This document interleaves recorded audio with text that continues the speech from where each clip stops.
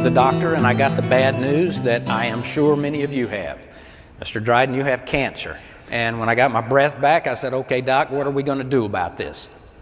He said, you're going to go into surgery, you are going to lose a testicle, you're going to undergo 17 weeks of radiation treatments, and you're going to pray to God that we get it all.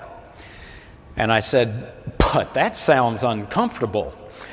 And we're talking about one of my personal favorite organs here. I don't want to rush into anything, you know, I didn't want to break up the set or anything. Can I just, you know, you get more attached to some organs than others. I mean, so I said, what happens if I just think about this for a while?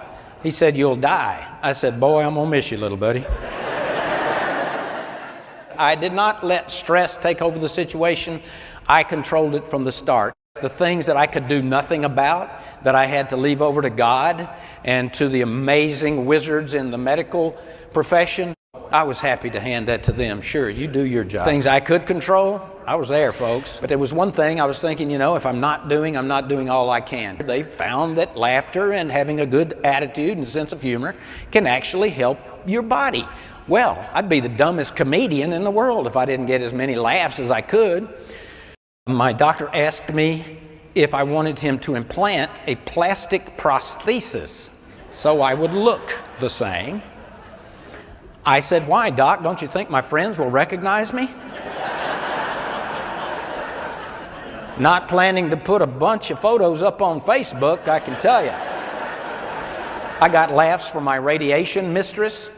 You know, I'm lying buck naked on this glass slab. She's drawing these Navajo rug designs on me, aiming this thermonuclear device at me, tells me it's perfectly safe. And then what does she do? She puts on a lead vest and goes into another room. One day I was having a bad day. I had my head in the bucket.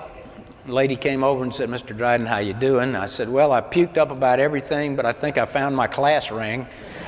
You know, the radiation sterilized me, but I've already had the most beautiful kids in the world, so I got the crop in before I lost the farms. You know, believe me, guys, all of my bodily functions work just great, no problemo. It's a redundant system. I can see you fine right now, okay? So I came back to the doctor and got those great words, Mr. Dryden, you are 100% clean and clear of cancer. And so I was feeling pretty good. And then 6 years ago, I had to change my prescription and my reading glasses, and I went to the optometrist, and this specialist sent me to a real special specialist who specializes in real special stuff.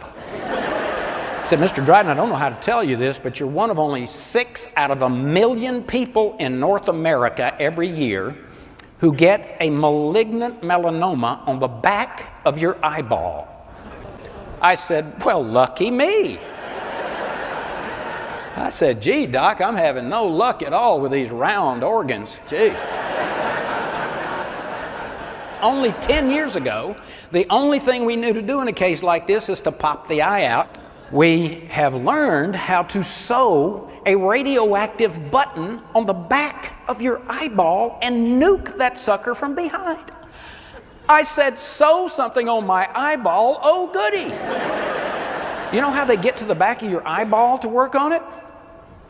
They deaden the muscles around your eye, and then they just pull it all the way around until they find what they want to work on, which is gross, but very handy. It just beats the heck out of this, folks, I got to tell you. I was awake for this. Oh, yeah. Well, heck, I wanted to keep an eye on him. You know. I was radioactive man. I could glare a bird's eye frozen dinner into a hot meal. I was a little disappointed that my x-ray vision only seemed to work on the Filipino mailman, but I found if I glared at the dog long enough, it would make her butt itch. I loved that. So I said, Doc, what I do for a living is I travel around the country and I meet nice folks and I speak to them. And it occurred to me when I get on that plane next week to Chicago wearing this patch and my favorite maroon jogging suit that's so comfy when I fly, I'm going to be a one-eyed, one-orbed flying purple people meter. And he was too young to get it. Gee, you're a professional comedian. I thought you could do better than that. And I said, well, come on, Doc, you got to give me a break because you know my history. And by now, as you know, I'm half blind and half nuts, so give me a break for crying out loud. And he gave me an extra sucker for that one, so thank you very much for having me.